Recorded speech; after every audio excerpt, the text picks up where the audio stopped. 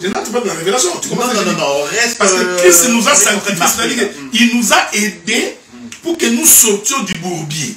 C'est ça le travail de l'homme. Je continue ça. Écoutez, la Bible est très claire. Après l'avoir purifié par le baptême, afin de faire paraître devant lui le Christ. Ah, oui, ça c'est tout en mode de la révélation. Il fait tout ça pourquoi? Pour que cette femme paraisse devant le mari. C'est pas devant les autres. C'est pourquoi j'ai toujours dit que quand la femme s'habille, elle doit s'habiller pour faire plaisir à son mari. Quand elle prépare, elle doit préparer pour faire plaisir à son mari. Donc, il faut toujours demander l'avis du mari. Qu'est-ce que tu penses de la manière de... Si le mari te dit non, là ce n'est pas bon. Une bonne femme, puisque c'est pour son mari qu'elle le fait, ça ne poserait aucun problème. C'est ce que Christ dit. Après l'avoir payé, afin de faire paraître devant lui. Parce que même spirituellement, quand l'église est préparée, c'est pour paraître devant le Seigneur. C'est comme ça que Esther s'est habillée pour paraître devant le roi. Et puis il dit, sans tache, ni ride, ni rien de semblable, mais sainte et irrépréhensible. Donc nous comprenons que la femme était dans les péchés. Donc le travail de l'homme, c'est pourquoi moi j'ai toujours été étonné, tu vois, l'homme bien habillé, la femme mal habillée. C'est anti-doctrine. C'est anti-doctrine. Parce qu'en réalité, l'homme doit se sacrifier pour que sa femme soit bien habillée. C'est elle qui doit paraître. C'est elle qui doit paraître. C'est une fierté de la présenter. Quand on voit, c'est la femme de tel. Mais, vous voyez le gigolo d'aujourd'hui. Lui, il est bien habillé, il demande des vestes de Turquie. 6 boutons. Mais tu vois la femme habillée en impréco. Donc, à un moment donné, tu te dis, ça, c'est pas l'évangile. Une femme qui connaît l'évangile, d'accord? Qu'est-ce que vous allez dire à une femme qui connaît l'évangile et qui voit cette injustice? Comment est-ce qu'elle devrait se comporter dans ces cas-là? Bon, premièrement, c'est que la femme s'était mariée à un païen. Tu vois? Ouais, en fait, tout ce que nous disons est lié à la conversion. Donc, le fondement de l'évangile reste la conversion. Donc, quand on est en face d'un inconverti, même parce que si on est en face d'un inconverti, ce que j'ai dit devient la morale. Parce que je peux réunir aussi les païens et leur dire ça. Absolument. Il n'y a aucune différence. Ce que j'ai dit là peut devenir une morale pour un homme animal. Je peux réunir les... C'est pourquoi les gens qui font réunion de couples, on réunit les couples, maintenant voici dans les couples, il faut être comme ça dans les couples. Mais quand le couple c'est un couple des inconvertis, c'est de l'eau que vous jetez au dos d'un canard. Vous perdez votre temps. Voilà pourquoi nous disons, ces choses ici, nous ne pouvons les expliquer qu'au Fils de Dieu. Les gens qui sont véritablement convertis, parce qu'ils sont imprégnés de l'Esprit de Dieu pour saisir la portée. Mais sinon, ça devient un cours de morale maritale. Mais alors, dans ces cas-là, docteur, quelle est votre approche vis-à-vis, admettons que vous connaissez un couple de païens, d'accord, amis de la famille, qui ont des problèmes et des tribulations, et qui viennent vous voir. Vous ne pouvez pas enlever votre casquette de chrétien, vous êtes chrétien, c'est votre nature et tout. Mais alors, comment est-ce que vous vous adressez à eux? Je leur dis de croire au Seigneur. Je vais commencer par là parce que j'ai perdu mon temps dans les conseils. Tu comprends ce que j'ai dit? Oui. C'est ce que Pharaon a dit à Moïse. Il dit, qui est l'Éternel pour que j'obéisse à sa voix? Donc, même Pharaon a compris que pour que j'obéisse à la voix de l'Éternel, je dois d'abord le connaître. Alors, comment voulez-vous quelqu'un qui ne connaît pas Dieu? Vous voulez lui demander d'obéir à la loi de Dieu? Non. Un couple de païens, où l'homme, soulard, il bat sa femme tout le temps, il faut commencer par dire à cet homme, Jésus t'aime, il faut abandonner la vie du péché. Reconnaître que tu es un pécheur. Soyez baptisé au nom de Jésus, pour que tu sois né. Dès qu'il est né de nouveau, là vous commencez il va commencer la marche, Autrement, c'est une perte de temps. Non, c'est une perte de temps. C'est pourquoi nous croyons que les gens qui font des conférences de couples, ils appellent tous les couples d'Ottawa, de Gatineau, des gens qui ne connaissent même pas Dieu, des aventuriers. Vous trouverez dans cette conférence-là. Des chrétiens qui font ça? Ah ouais. Entre guillemets. Vous trouverez dans cette conférence-là un gars là qui a une femme à Orléans. Il a une autre femme ici à Canada. Lui aussi est venu dans... Non, vous perdez votre temps. Donc, c'est pourquoi nous... Vous voyez, frère, en fait, c'est bien d'écouter ces choses, mais quand on n'a pas Christ, c'est une perte de temps. Donc c'est de l'eau que nous jetons au dos d'un canard. Donc ça n'entre même pas, ça n'entre même pas, ça n'entre pas. Okay. Donc nous ne sommes pas un conseiller. Je ne suis pas un conseiller matrimonial, ok? Mais si tu as besoin d'un conseiller matrimonial, ils sont engagés par le gouvernement du Québec, allez-y, ils vont vous aider. Nous nous présentons Christ pour que quand Christ est en toi, que tu sois transformé, que tu sois changé. Donc c'est ça. Ok, alors on enchaîne avec... quelle heure il est au fait, les amis? 16h47. 16h47? Oui. Bon, 16h47, 17h, on va finir vers quelle heure? 17h30, 17h30. Ah ouais. Ok, parfait alors. Donc j'enchaîne avec Proverbe 22. Je le dis d'une manière un petit peu différente. Je dirais, Dieu a tout mis par écrit. D'accord? Je le dirais comme vous le dites souvent. Vous dites, Dieu a tout mis par écrit pour notre instruction. D'accord? Oui, j'aime bien la manière dont vous résumez cela. Mais alors, dans ce cas-là, docteur, qu'est-ce qu'il faut faire lorsque la Bible ne donne pas de directive claire? D'accord? Vous savez que quelquefois la Bible ne donne pas vraiment, il n'est pas écrit noir sur blanc, voici ce qu'il faut faire. J'ai aimé sa précision de dire que ce n'est pas écrit noir sur blanc, mais c'est écrit. C'est écrit quelque part. Je vais prendre un exemple. Bon, il y a des choses qui sont évidentes, qui sont écrites. On parle de la sodomie dans la Bible, on parle de l'ivrognerie dans la Bible, on parle de l'adultère dans la Bible. D'accord? Mais il y a certains couples qui se retrouvent dans des situations où les choses ne sont pas écrites de manière nette et sec. Donc tu veux entrer dans ta matière, tu veux dire quoi? Je veux dire par là que, quelle doit être la référence? Comment est-ce que ces couples-là doivent se... Tu parles de quoi ça? Tu parles de quoi? Non, je parle d'une manière générale, docteur. On nous a dit, docteur, on nous a dit de ne pas être trop cru. Non, mais trouve de façon bien. Je te suis pas. Je vais prendre un exemple, par exemple, dans un couple chrétien qui veut se livrer, qui est dans des ébats sexuels et tout ça, mais qui sont un petit peu osés. Il y en a un qui n'est pas d'accord, l'autre n'est pas convaincu, etc. C'est-à-dire que les deux ne tombent pas d'accord, d'accord? Et ils cherchent le soutien de la Bible, mais ce n'est pas écrit noir sur blanc. D'accord? Qu'est-ce que vous... Et alors, maintenant, là, j'ai généralisé. J'ai pris un exemple, mais si on doit aller dans la généralité, ça peut être dans beaucoup de choses. Bon, allons-y doucement, je vais t'aider. Un couple chrétien, pour s'exciter, appelle une troisième personne, par exemple? Pardon? C'est vous qui choisissez cet exemple. Non, mais c'est pour répondre, on va prendre cet exemple. Vous comprenez qu'il ne s'agit pas d'un couple chrétien.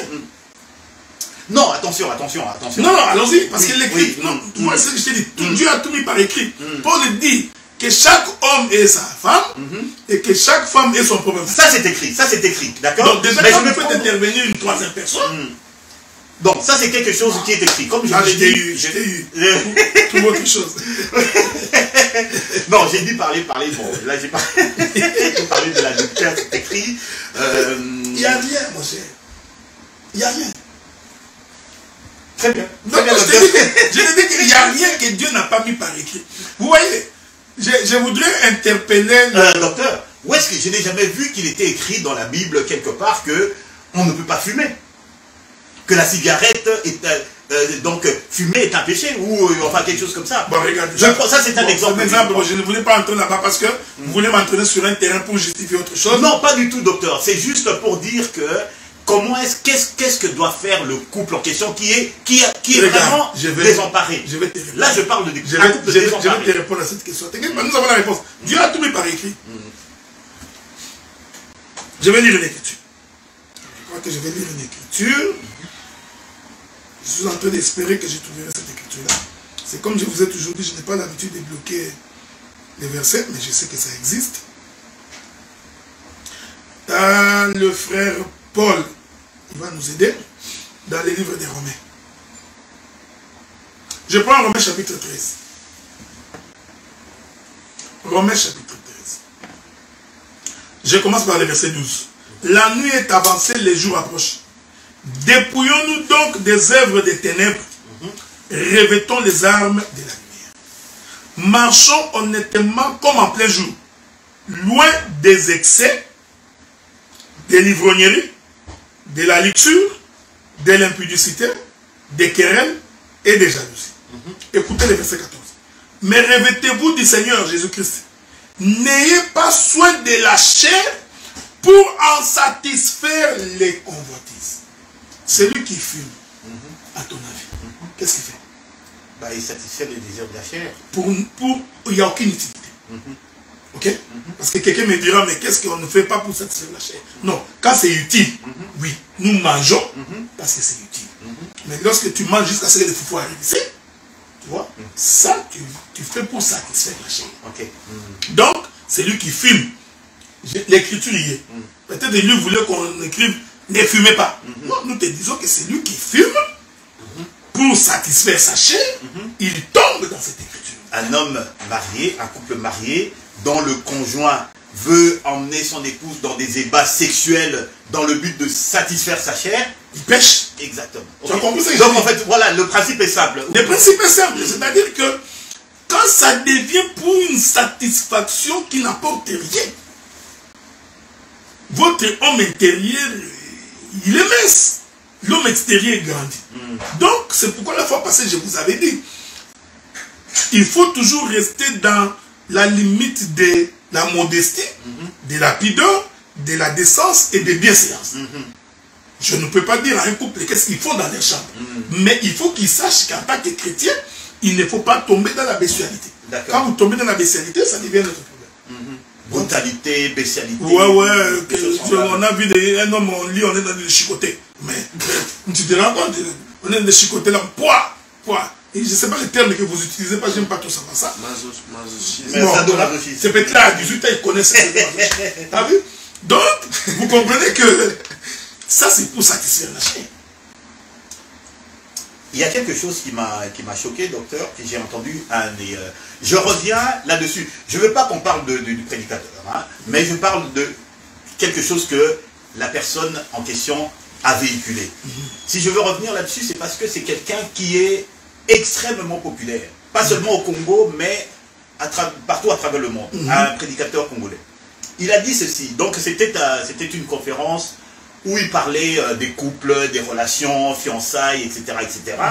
Il a dit, en se basant sur Matthieu 18, il dit que Dieu entre aussi dans la loi des hommes, qu'il appelle les principes de la société. Ça, c'est lui qui dit, hein? Oui, ça c'est lui qui dit. Il dit qu'il appelle ça les principes de la société. Il dit que Dieu entre aussi dans la loi des hommes. Donc il se base sur Matthieu 18, quand tout ce que vous lirez sur la terre sera lié dans les cieux, pour dire que lui, finalement, dans les principes des hommes, si par exemple l'Assemblée prend la décision que, voilà, désormais, il faut faire les choses comme ceci, et tout, ça c'est ce qu'il appelle le principe des hommes, et que nous, on lit ça sur la terre, ça sera lié dans les cieux, et Dieu va s'y conformer. Que Dieu se conforme justement aux principes des hommes. Bon, est-ce que tu ne te rends pas compte que c'est un aventurier? Justement, comme je vous ai dit qu'il y a quelque chose qui m'a choqué. Parce que la question fondamentale qui avait été posée, c'est que, est-ce que lorsque donc un couple passe la dot, c'est-à-dire que les parents sont d'accord, tout, souvent ce qui arrive, c'est que les gens attendent jusqu'à ce que la bénédiction de l'église soit faite pour pouvoir aller ensemble. D'accord? La question qui se posait, alors lui c'est comme ça qu'il répond à la question. Pendant que je vais répondre à cette question, je voudrais demander au frère Papi de me trouver l'écriture qui dit que ce que vous lierez sur la terre sera dit au ciel. C'est Matthieu 18. 18, hein? Okay. Bon, on va revenir là-dessus. Tu vois, celui-là c'est un aventurier. Je ne connais pas de qui il s'agit. Hein? Non, je n'ai pas envie de connaître. Oui, on en parlera après, on en parlera après entre nous. On va dire que je l'ai ciblé. Exactement. C'est vraiment un aventurier, un Tintin. C'est vraiment un Tintin qui est entré dans les choses de Dieu sans comprendre. Dieu n'est pas lié par les lois des hommes. C'est un enseignement qui vient véritablement de l'enfer. C'est ça, exactement. Tu comprends? C'est ça que je dis. C'est vraiment. Oui, donc un type comme ça, il ne faut même pas l'écouter pour qu'il soit populaire ou quoi. C'est un blasphème. C'est un blasphème. Il ne peut pas s'appuyer sur le lien. Il ne peut pas s'appuyer sur le fait que Dieu a dit que c'est que vous lierez sur la terre. Je vais venir là-bas. Je prends le livre de Deutéronome chapitre 4. Deutéronome chapitre 4. Je prends le verset 29. Non, 39. 4,39. Hein. Oui, 4,39. Sachez donc en ces jours, retiens dans ton cœur que l'Éternel Dieu en haut. Non, je répète. Je répète ça. Sachez-le donc en ces jours. Dieu te demande de les retenir dans ton cœur. Que l'Éternel est Dieu, en haut, dans les cieux, et en bas, sur la terre, qu'il n'y a point d'autre. C'est très important. Il continue dans le verset 40. Observe ces lois et ces commandements que je t'ai prescrits aujourd'hui, afin que tu sois heureux, toi et tes enfants après toi, et que tu prolonges désormais les jours dans le pays que l'Éternel Dieu te donne. Dieu dit, pour que tu sois béni, pour que tu sois prospère. Il te rappelle qu'il est le maître, il est Dieu en haut et en bas. Et il te dit d'observer ce que Dieu te dit. C'est-à-dire, pour que quelqu'un vive la main de Dieu, il doit observer ce que Dieu a dit. Nous rentrons dans Matthieu chapitre 18. Matthieu chapitre 18. Je vais rentrer là-bas. C'est comme ça que j'ai entendu. La Bible dit, ce que vous lirez sur la terre sera aussi lié dans les cieux. Alors moi, en tant que serviteur de Dieu, j'ai dit, non, arrêtez de nous distraire quand vous ne maîtrisez pas les Écritures. Je voudrais lire ça. Matthieu 18. Lisons. Écoutez ce que la Bible dit. Il est merveilleux parce que, vous voyez, si tu veux lire une écriture, hein, il faut toujours aller lire ce qui est écrit en haut. Ok? Je commence par le verset 15. Parce que les gens sautent directement dans le verset 18, mais ils ne comprennent pas que le verset 18 est fonction de ce qui est du plus haut. Donc, tous ces aventuriers-là qui crient, en tant que serviteur de Dieu, il est écrit que ce que vous lirez sur la terre sera lié au ciel. Je les lis maintenant, donc je dis, tu vas te marier. Ça, c'est encourageant, tout fait. Regardez. Je commence par le verset 14. De même, ce n'est pas la volonté de votre Père qui est dans les cieux. Il commence par là, hein, qui est dans les cieux. Qui ne se perd d'un seul de ses petits. Si ton frère a péché, ça commence là. Si ton frère a péché, va et reprends-le entre toi et lui seul. S'il t'écoute, tu as gagné ton frère. J'ai toujours demandé aux gens de bien lire les Écritures. Ici, je prends un exemple. Le frère Papi qui est en face de moi a péché. J'ai dit qu'il a péché contre moi parce que l'Écriture va prouver. Parce que Pierre va poser la question. Si un homme pêche contre moi 7 fois dans un jour, c'est dans ce texte-là. C'est en bas. La Bible dit, moi, apparemment, c'est lui qui est dans les péchés. Donc moi, je ne suis pas dans les péchés. Maintenant, Dieu me demande, moi qui ne suis pas dans les péchés, d'aller vers lui. Cette chose est prophétique. Parce que naturellement, c'est celui qui pêche qui vient vers demander pardon. Mais ce texte ici ne dit pas ça. Ce texte ici dit, quelqu'un a péché, mais celui qui n'a pas péché va aller vers lui. On revient encore au ministère. Tu as compris ça? Dans cette écriture ici, c'est le mouvement de Dieu qui quitte la chair du ciel, qui vient vers celui qui a péché. C'est ce que je vous avais dit. Je vous ai choisi, c'est moi qui suis venu vers vous. S'il vient et que tu ne l'écoutes pas, il va chercher 2 témoins. Ok? S'il amène les 2 témoins, tu ne l'écoutes toujours pas, il amène l'église. Il faut faire attention. C'est-à-dire que c'est 3 fois que la personne est allée vers ça. Ok. Lui et les deux témoins. Ok. Vous comprenez? Donc, ce mouvement-là, c'est le mouvement de tout un sacerdoce. Ici, l'homme qui a péché là, c'est la maison d'Israël.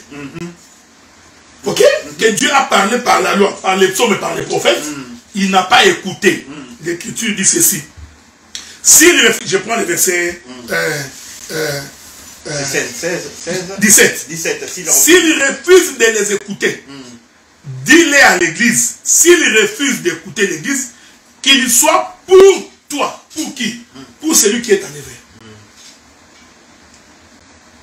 Comme un publicain, comme un païen. Ici, nous comprenons, c'est-à-dire Israël n'a pas voulu croire au Seigneur. Maintenant, Dieu l'a chassé. Donc, Dieu l'a abandonné. Comme s'il était païen. Et donc, il est devenu comme un païen pour celui qui est allé vers lui. Tu comprends ce que je dis? Maintenant, il vient conclure. Je vous l'ai dit en vérité. Tout ce que vous lirez sur la terre, ici, Dieu voulait dire, c'est-à-dire, j'ai rejeté Israël. Donc, il commence la démarche par celui, tu vois? Parce que ça n'a aucun bon sens. Il dit, Je vous dis en vérité, ce que vous lierez sur la terre sera lié dans les cieux. Et ce que vous délierez sur la terre sera délié dans les cieux. Donc, sur la terre, momentanément, pendant que nous parlons ici, Israël est rejeté. C'est pourquoi le fait qu'il est rejeté, le ciel aussi est fermé pour Israël. Mais il dit, il continue son... Mais si vous les déliez ici, c'est toute une dispensation. C'est-à-dire que lorsque Christ aura fini avec l'église, il va retourner chez Israël. Lorsqu'il va les délier, le ciel aussi va être ouvert. Tu comprends ce que je dis? Donc cette écriture ici, les gens l'ont toujours mal compris. Mal compris en fait. Ils l'ont toujours mal interprété. Donc cette écriture, c'est le mouvement de l'homme fort qui vient prendre l'homme faible. C'est pourquoi j'ai toujours... Merci d'avoir posé cette question. Je dis ceci, dans le nom de Jésus. C'est n'importe quoi. C'est n'importe quoi. N'importe quoi. Je vais d'ailleurs ajouter une écriture. Mais il faut... vous savez, quand vous lisez la Bible c'est comme un jeu de puzzle.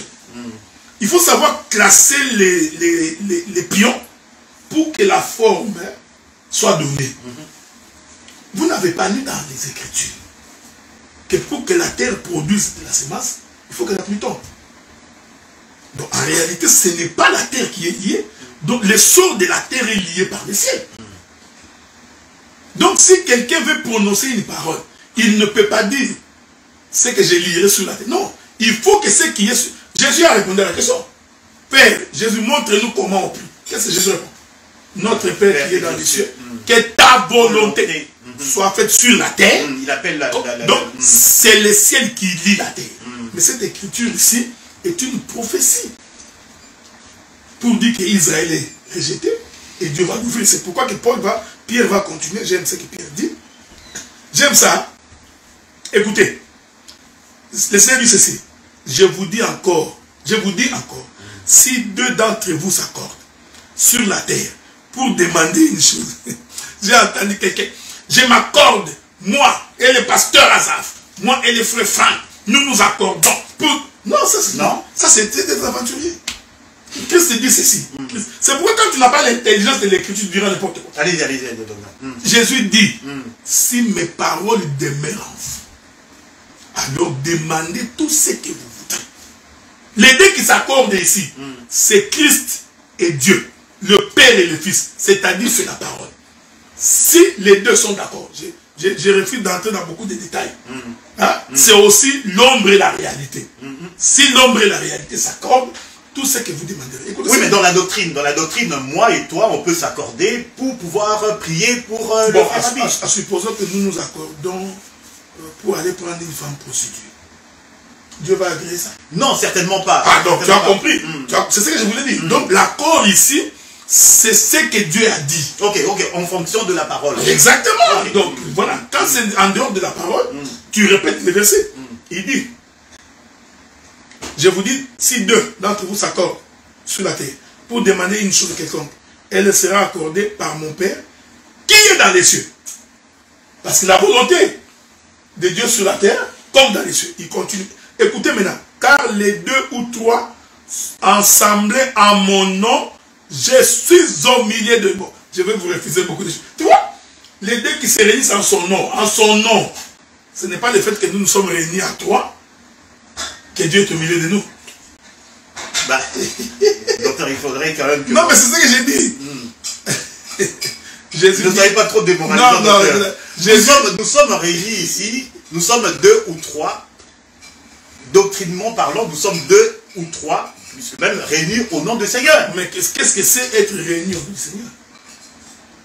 Nous sommes là pour pouvoir, nous sommes en train de pouvoir parler des valeurs célestes. Mais regarde, en fait, quand on dit être réunis au nom du Seigneur, c'est-à-dire que conformément à sa parole.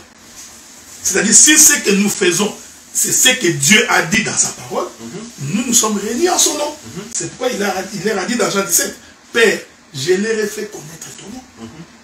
Ils étaient à toi, tu me les as donnés. J'ai mis mes paroles en eux. Ensuite, il ajoute, si mes paroles demeurent en vous, demandez tout ce que vous voudrez.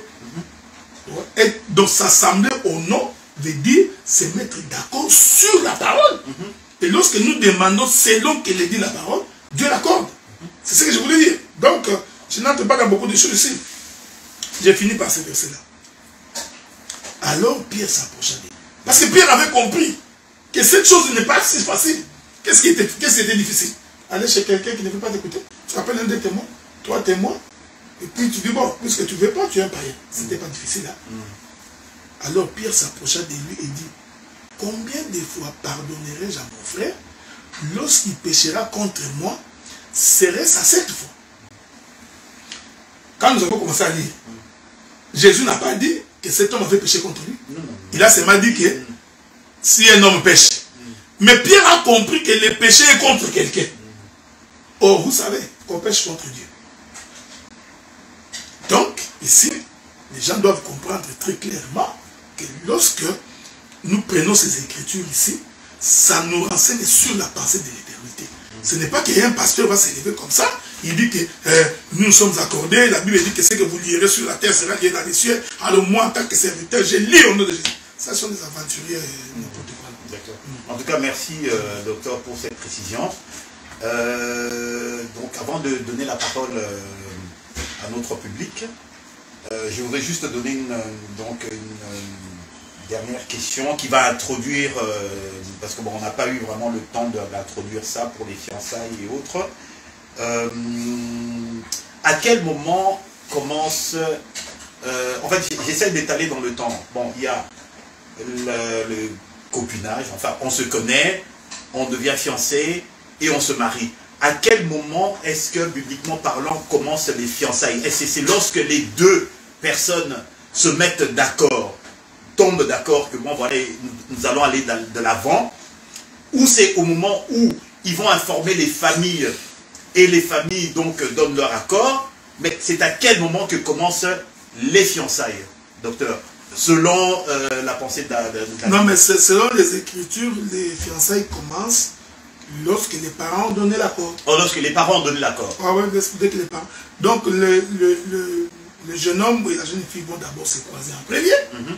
Une fois qu'ils se sont croisés, l'homme va dire à la femme, à la fille, son désir ou son besoin. Et une fille éduquée doit immédiatement informer ses parents. Donc, nous n'entrevoyons pas un moment de copinage dans les choses de Dieu, tel que nous nous enseignons à l'église. Donc, si tu es un bandit et que tu viens là où nous nous prions, tu penses que tu vas commencer par le copinage, je t'informe que le lendemain matin, nous serons. Oui, certainement, mais docteur, non, enfin, par copinage, je veux dire que, bon, voilà, tu vois une personne qui t'intéresse, tu vas vers elle, tu commences à lui faire la cour, et elle est d'accord de pouvoir... non, mais regardez, ce que je voudrais éviter, c'est la cour, parce que ça cache beaucoup. La cour ne veut rien dire, c'est-à-dire que l'homme va vers la femme quand il veut se marier. Donc, quand un enfant de Dieu, je ne parle pas des aventuriers. Oui, bien sûr. Donc, le principe que ses intentions sont nobles. Donc, un enfant de Dieu doit avoir des intentions nobles. Il va aller vers la fille. Il dit, je voudrais. C'est la phrase qu'il doit prononcer. Je viens vers toi parce que je voudrais t'épouser. Mais tu ne la connais pas, docteur. Tu vas pas aller. Mais pourquoi tu es allé alors? Tu penses que tu es allé pour moi? Non, tu veux te rapprocher de la fille. Tu ne la connais non, pas, docteur. Mais regarde, ce n'est pas pour rien qu'Abraham a dit à son serviteur que tu ne prendras pas pour mon fils une fille parmi les Cananéens. Pourquoi? Parce qu'Abraham avait la connaissance que les Cananéens sont comme ça. Mais qu'est-ce qu'il va dire? Va dans ma famille. C'est-à-dire, Abraham avait la connaissance que dans ma famille, même si je ne vois pas la fille, comme je connais l'enseignement de la famille, vous trouverez une femme. Donc, quand tu es un frère, tu veux te marier, tu as des principes, commence par te dire avant de commencer. La personne que je voudrais aborder à quel enseignement? Qui est son père? Qui est sa mère? Comment a-t-elle été éduquée? Donc, ce sont des préalables avant d'aller. Ah, ok. Tu fais ta petite enquête. Mais oui, mais oui. Donc, tu te rassures que la fille est d'une bonne famille. C'est comme ça que maintenant, tu t'engages. Docteur, oui, d'accord, je me renseigne au préalable, mais je voudrais quand même tisser des liens d'amitié. Pour faire quoi avec? Mais docteur, on peut avoir des surprises. J'ai l'impression de comprendre ce qu'il veut dire. Ok, allez-y, posez la question. Faire une inconnue, vous devez d'abord faire connaissance, vous connaître d'abord dans un premier temps, avant d'envisager le mariage. C'est pas je vais vers une femme que je connais pas, on se connaît pas. On n'a fait aucune connaissance, directement je vais avec des intentions de mariage. Elle est capable de fuir. C'est ce que le monsieur veut dire en fait. Bon, non, regarde.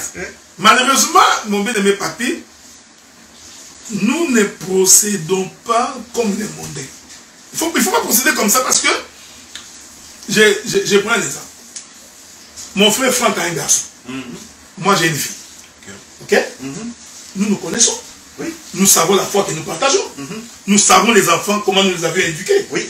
Donc, si le fils de Franck voudrait prendre ma fille, donc le fils de Franck, préalablement, il a déjà la connaissance que dans la maison où je vais, on craint Dieu. Vous comprenez ce que j'ai dit? Donc, il faut éviter d'aller dans un terrain inconnu.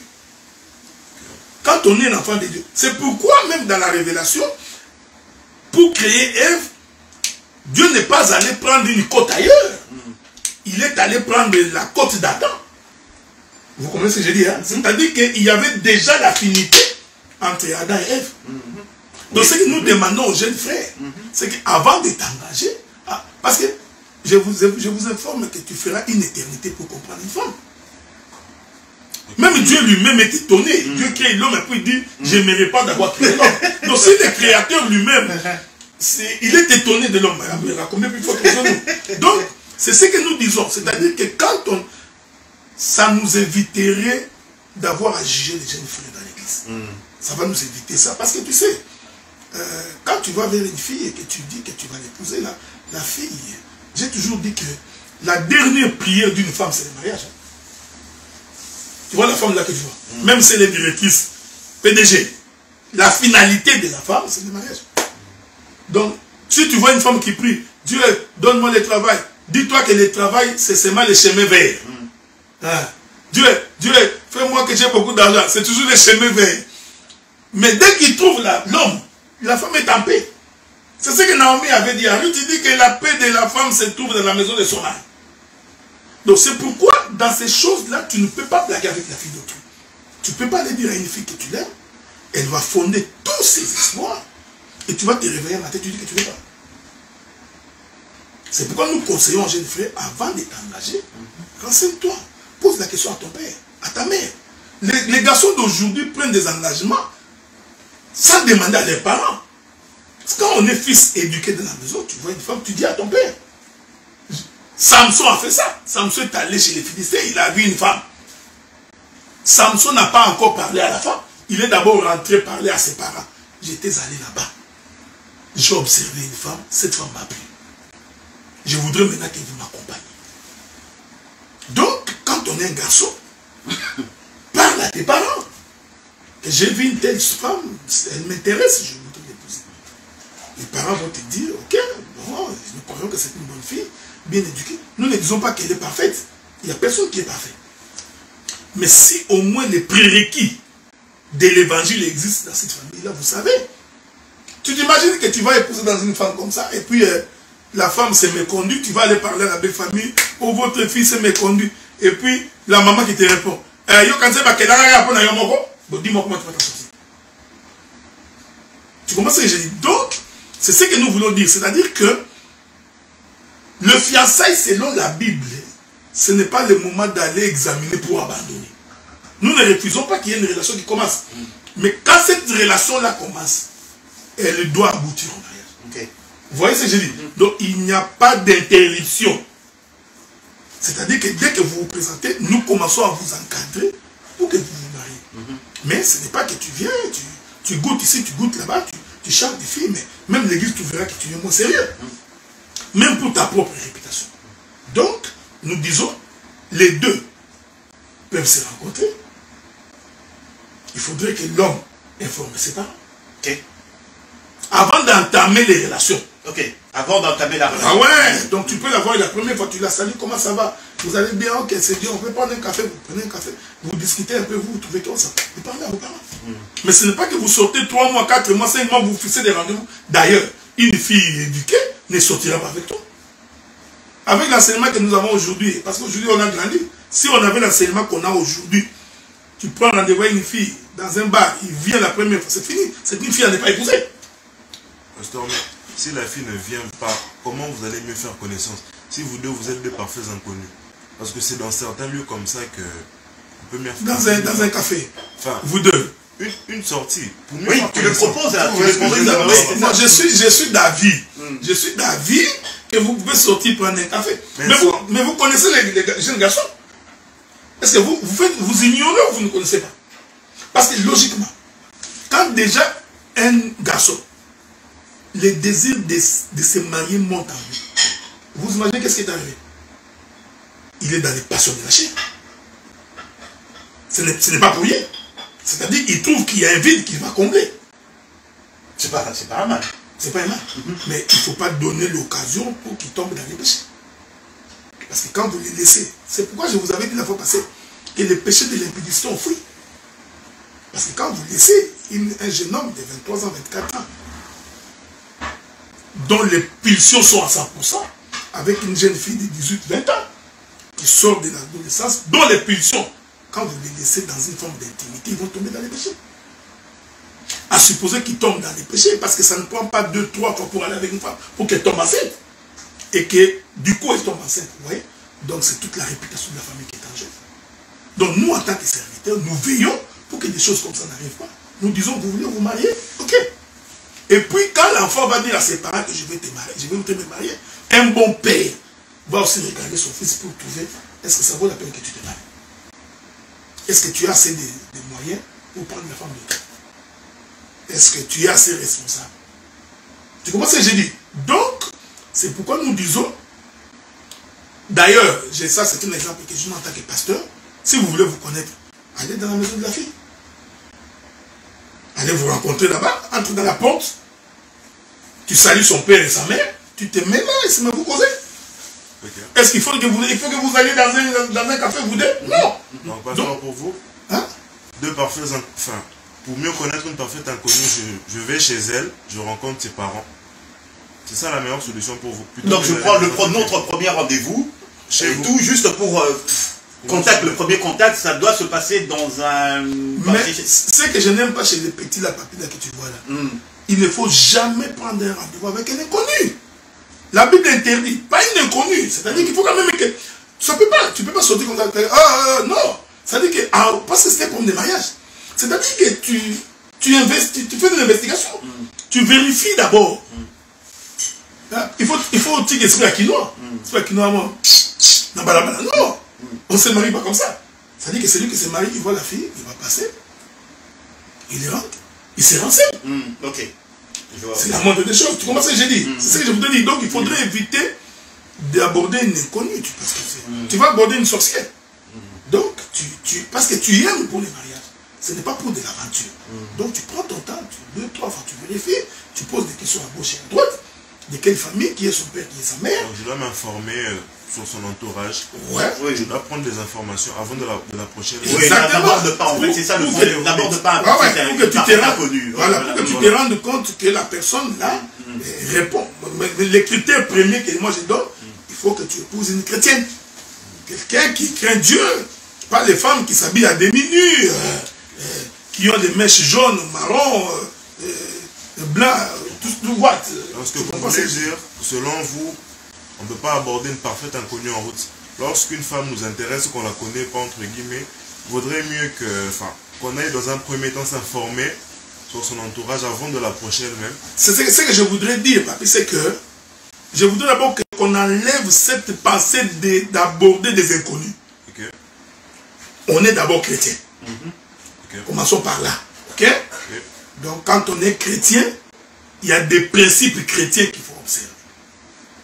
Parmi ces principes-là, c'est qu'avant de t'engager, il faut que tu aies assez de moyens pour prendre une femme en charge. Ok? Donc, quelqu'un qui n'a rien, qui est nourri par ses parents, c'est de l'idiotie que d'aller prendre une femme en charge. Ce sont des principes de Dieu. C'est de la folie même. C'est de la folie. Des deux. Dès que vous voyez la femme, vous pouvez faire votre petite investigation, ce qui est tout à fait normal. Mais la première chose pour que l'on sente que tu es sérieux, tu parles à tes parents.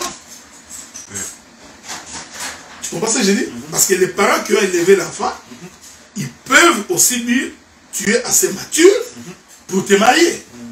Ou d'une personne en autorité sur toi. Ah ouais, ou d'une personne en autorité sur toi. Okay. Donc, une fois que c'est fait, maintenant tu vas intéresser la fille. Mais tu ne vas pas intéresser la fille avec l'idée que vous prenez le temps pour que si ça ne marche pas, vous allez rompre. Non.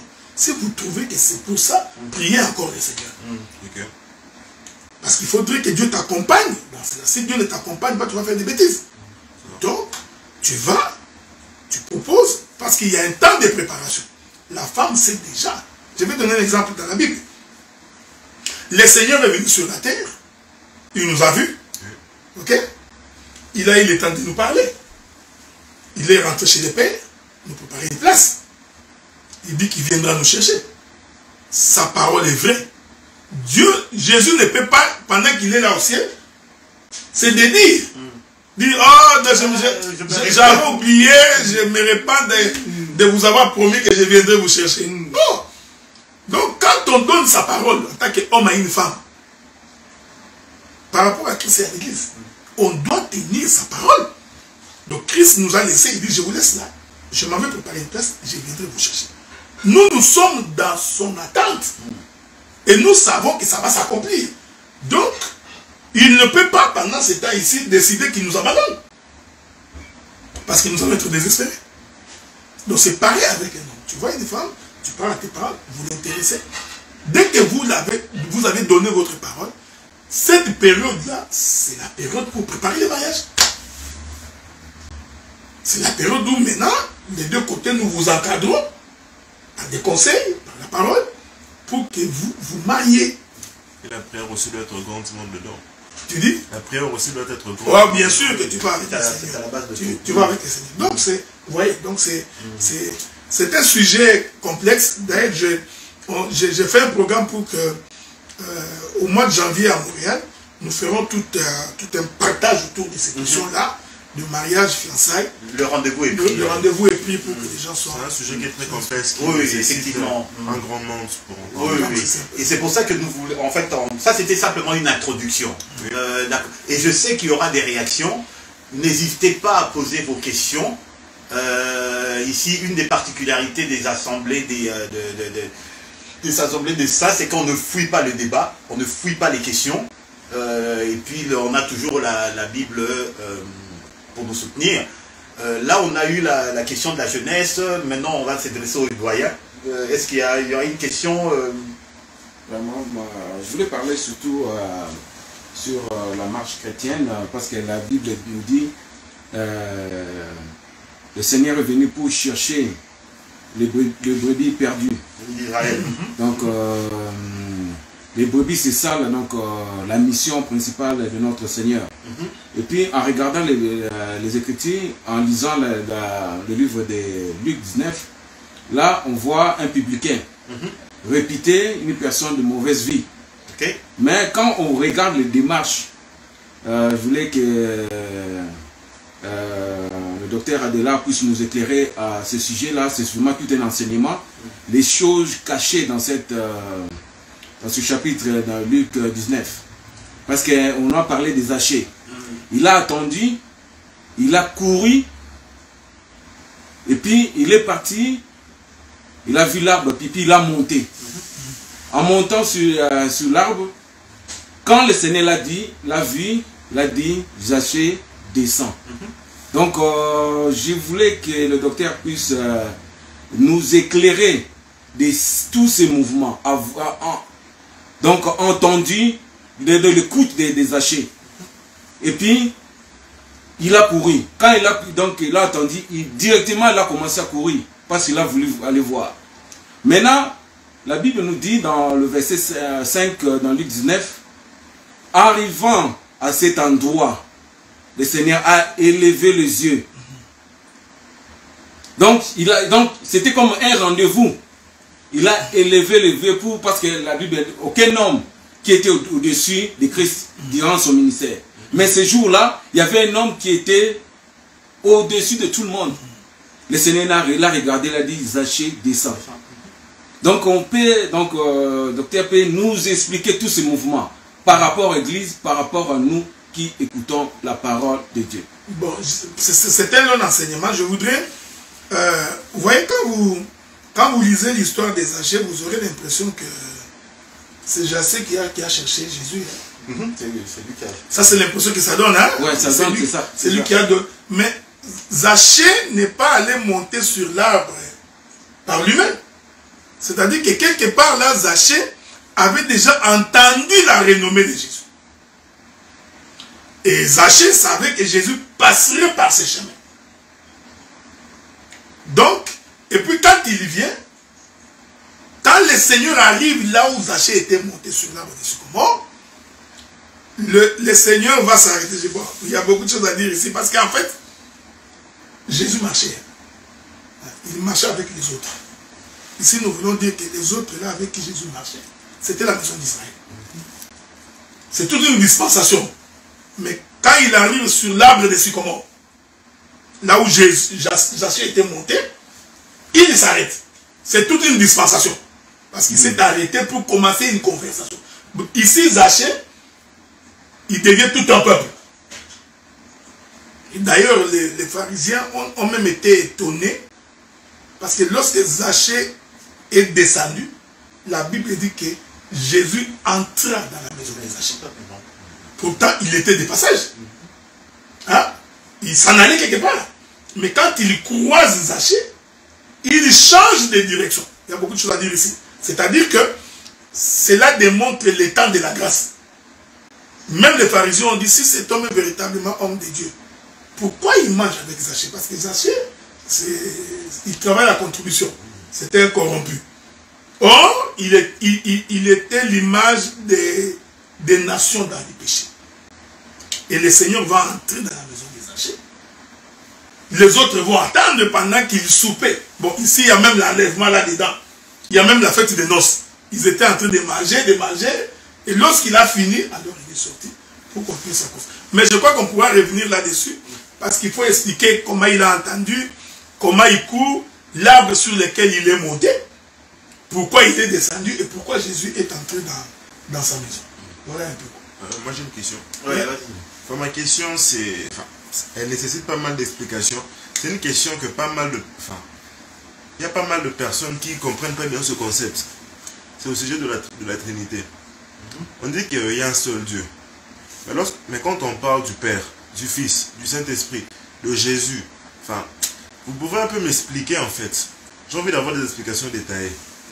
Parce que c'est... Enfin, bon, est-ce que tu peux programmer cette question? Parce oui, on va... Il faudrait beaucoup de détails. Il faudrait beaucoup de détails. Il faudrait beaucoup de détails. Il faudrait rentrer dans les... C'est-à-dire qu'il faudrait vraiment qu'on aille de l'ancienne alliance à la nouvelle alliance. Il faudrait qu'on prenne des exemples. Il faudrait vraiment qu'on ne soit pas simplement en train de marcher. Il faudrait vraiment qu'on puisse être également dans les auteurs. On pourra les programmer pour le samedi prochain. Oui, on va programmer ça. On va programmer ça. Je suis étonné. Il y a beaucoup de gens qui sont toujours connectés. C'est comme s'ils n'ont pas envie d'aller dormir. Donc, et puis, je ne sais pas si tu te souviens, quand on a commencé l'émission, justement, la question que j'avais posée au docteur, j'ai dit, bah, justement, dans mon besoin à moi, je m'adresse à qui? Je m'adresse au Père, je m'adresse au Fils, je m'adresse au Saint-Esprit. Le docteur a commencé à donner un élément de réponse. Okay. Alors, mais pour pouvoir vraiment aborder la notion du Père, du Fils et du Saint-Esprit, parce que bon, Trinité, bon, ça c'est une invention des catholiques et tout, de l'Église catholique romane, mais pour vraiment bien expliquer cela et tout, les tenants, les aboutissants, il faudrait toute une émission. J'ai une question de la sœur Esther, sa fille, que je salue en passant, ma bien-aimée sœur, je te salue. Elle est en France. Elle est en France, donc je te salue. Je te salue. Et on attend la prochaine émission, en fait, le prochain débat, là, on attend ça. Esther, depuis que tu es devenu à peu près comme l'un de nous, comprends maintenant le beau. La maison est ouverte. Hein. Donc voilà, nous allons prendre la question de la sœur Safi qui dit que c'est comme si tu disais qu'un homme ne pouvait pas aborder une femme qu'en dehors de l'assemblée ou en dehors d'une famille qu'il connaît déjà. Je voudrais, ce n'est pas être catégorique, ma bien-aimée Esther Safi. Je voudrais tout simplement dire que le mariage, c'est un problème sérieux. C'est un problème de vie ou de mort. Donc, on ne se marie pas par plaisir. Ceci est très important. Ceci est très important. Donc, on ne se marie pas par plaisir. Ce que je voulais dire en gros, c'est-à-dire que quand tu es chrétien, prends une femme chrétienne. C'est ce que je voudrais dire en gros. Donc, malheureusement, tu ne peux pas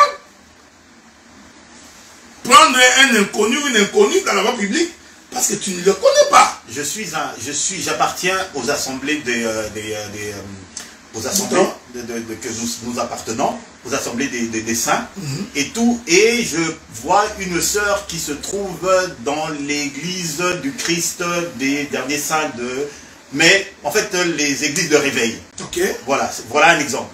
Ah, ça c'est bien. Écoutez, il y a une expression en français qui dit vaut mieux traiter avec un démon qu'on connaît qu'un diable qu'on ne connaît pas. J'ai toujours aimé cette expression-là. Ce que je voudrais dire par rapport à ta confession, rassure-toi que la femme ou l'homme que tu choisis a ta confession. C'est ce que je voudrais tout simplement dire. Donc, je ne voudrais pas porter un jugement. Parce que si je porte un jugement, ils trouveront que je suis extrémiste. Donc, parce que quand quelqu'un est pris dans une église où la sanctification n'est pas des règles, une église où la prostitution est tolérée, la polygamie, une église où la polygamie est autorisée, alors quand tu vas choisir là-bas, eh bien, tu t'attends à quoi? Tu comprends ce que j'ai dit? Donc, mon extrémisme, c'est par rapport aux Écritures. C'est-à-dire, marie-toi avec une femme ou un homme qui a la même confession que toi. C'est ça la pensée de l'Écriture. Donc, Dieu dit aux enfants d'Israël, tu ne prendras pas une étrangère. C'est ce que je voudrais te dire. Tu ne prendras pas une étrangère de peur qu'il ne détourne ton cœur vers les dieux étrangers. C'est simple comme bonjour. Donc, tu vas prendre un homme qui est soulard, ivrogne, il va t'entraîner dans l'ivrognerie. Ou alors, tu deviendras un sac de boxe. Tu vois? Tu ne prendras pas une étrangère. Tu prends une femme qui a la philosophie que l'homme c'est un lit de l'hôpital. Donc, tirer les conséquences de ce qui va arriver. Donc, tu prends un homme dont il est attesté pour que l'on sache que tu es un homme, il faut que tu aies volé une fois dans ta vie. Bon, tu tires les conséquences. Donc, en réalité, ce que je voulais dire, tout simplement, c'est que épouse un homme ou une femme qui a la même foi que toi, parce que ça vous éviterait des problèmes. C'est comme un chrétien qui va aller épouser un musulman, parce qu'il dit que les musulmans sont généreux. Mais le mariage n'est pas seulement... Ils sont zélés. Ouais, je sais, ils sont zélés. Mais le mariage n'est pas seulement la générosité. C'est aussi la confession de foi. Donc, quand quelqu'un croit au djinn, les petits démons, tu vois que ces démons-là vont entrer dans ta maison. C'est ce que je voulais dire. Je ne sais pas, je vois... donc, c'est ça. Donc, je crois avoir répondu à la question. Je ne pense pas qu'il puisse y en avoir... je n'ai pas vu une autre question ici. De toute façon, pour les autres questions, on pourra y répondre la prochaine fois. Exactement, mon bien-aimé Sam. C'est ça. Alors, donc, docteur, merci beaucoup pour ces précisions. Merci beaucoup pour les questions. On a vraiment eu un accueil chaleureux. Hein? Il faut que tu te déconnectes dans le Bluetooth sur ton téléphone. Ah, ok, d'accord. Pour me permettre de me connecter, ok. Et puis, bon, on vous donne rendez-vous pour la prochaine émission. Et ne vous inquiétez pas, on répondra à vos questions. Est-ce qu'il n'y a pas moyen que nous fassions une semaine d'intervalle? Une semaine d'intervalle. C'est-à-dire que nous faisons l'émission un samedi et nous projetons dans 2 semaines. Mais il n'y a pas de problème, docteur, ça dépend. Tu as vu, de votre le fait qu'on était absent 2 semaines, tu vois comment ils se sont connectés en masse. Oui, ça dépendra de votre disponibilité, ça dépendra également des questions qui sont d'actualité. Okay. Comme on vous a dit, nous, on n'est pas religieux, on est ouvert à toutes les propositions et puis on va l'examiner, quoi. Okay. Docteur, nos rendez-vous dans 2 semaines. Non, je veux dire... nos rendez-vous habituels. Bon, laissez-moi vérifier d'abord 2 choses ici. Ok, c'est bon. Donc, d'abord, j'ai saisi l'occasion pour remercier les bien-aimés frères et sœurs des États-Unis qui nous ont accueillis. vous qui êtes à Portland et à Manchester, que Dieu vous bénisse. Nous croyons pouvoir vous visiter de nouveau très bientôt. J'ai saisi l'occasion pour saluer les saints de Montréal, et les saints d'Ottawa.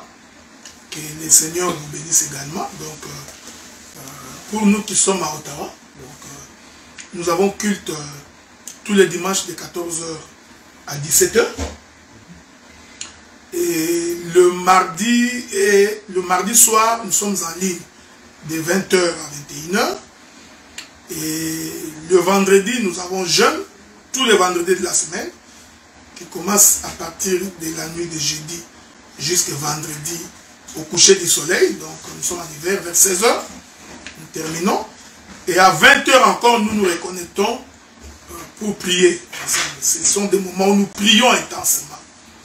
Ce programme est aussi valable pour les bien-aimés frères et sœurs de l'Assemblée des Saints de Montréal, qui prient également avec nous le mardi et le vendredi. Les dimanches, et ils ont culte de 11h à 13h30. Je vais donner l'adresse pour Montréal. C'est 96-97 boulevard Saint-Laurent, au 3e niveau, local 301. Et nous qui sommes à Ottawa, c'est sur 1657 Surville Road, donc non loin de l'avenue Inès. C'est de 14h à 17h. Donc, je crois, c'est l'essentiel. Donc, est-ce que les gens qui font pas partie des assemblées de Montréal ou d'Ottawa peuvent se connecter pour les séances de prière? Bon, généralement, si vous voulez vous connecter pour les séances de prière, donc il faut nous écrire. Donc écrivez-nous au numéro WhatsApp, donc plus 1 819 208 40 50. Plus 1 819 208 40 50. À ce moment, si vous nous écrivez, nous vous enverrons les liens pendant 3 minutes avant de commencer le culte. Comme ça, vous pourrez vous connecter pour que nous puissions prier ensemble. Voilà un peu quoi. Et j'ai vu que les gens de Montréal avaient posté, avaient posté quelque chose, qu'ils ont une séance de veillée de prière du 31, dans la nuit du 31 au 1er. Est-ce qu'il y a quelque chose qui est prévu à l'Assemblée d'Ottawa, que ce soit donc pendant cette période de passage ou le lendemain? Non, mais bon, les bien-aimés de Montréal, je crois qu'ils ont veillé des prières le 31, je crois que c'est de 22h à 3h ou 4h du matin. Nous qui sommes à Ottawa, nous avons prié ce mardi dimanche, le 1er, donc nous allons organiser un souper, un dîner, donc nous allons rendre gloire au Seigneur, nous allons manger, nous allons danser à l'honneur de l'Éternel. Ce petit-là de papy va beaucoup manger, il vient d'arriver du Congo. Donc, il fera, papy, tu mangeras, non? Bien sûr. Bien sûr, voilà. Donc, sinon Dieu nous fait grâce et Dieu nous protège. Donc, voilà, je crois que c'est l'essentiel. Okay. Alors, merci encore à vous qui nous suivez de partout à travers le monde. Merci pour la participation. Merci surtout pour vos questions. Merci. Mais regarde, mais Sam, il y a la sœur Esther qui dit que c'est tellement complexe parce que même dans l'église, il peut y avoir des étrangers, des ramassis, des hypocrites. Donc, je pense que le docteur a bien insisté sur quelque chose. Il faut se renseigner. Oui, c'est ça exactement. Oui, effectivement, le docteur a insisté sur quelque chose qui s'appelle la conversion. Voilà. Nous, on s'adresse aux personnes, quand on parle justement de ça, on parle aux personnes qui sont véritablement converties. Et voilà, et que, donc, comme vous le dites, ma soeur Esther, c'est que dans l'église, il peut y avoir... Je ne sais pas si elle est seulement attirée par les mauvais garçons, mais choisissez les bons, ma soeur. Donc, Dieu va t'orienter. Voilà un peu quoi, c'est ça. Ok, alors, donc, bonne soirée à tous et tout. Merci en tout cas. On n'a même pas mangé nos histoires. Oh non, t'inquiète pas là.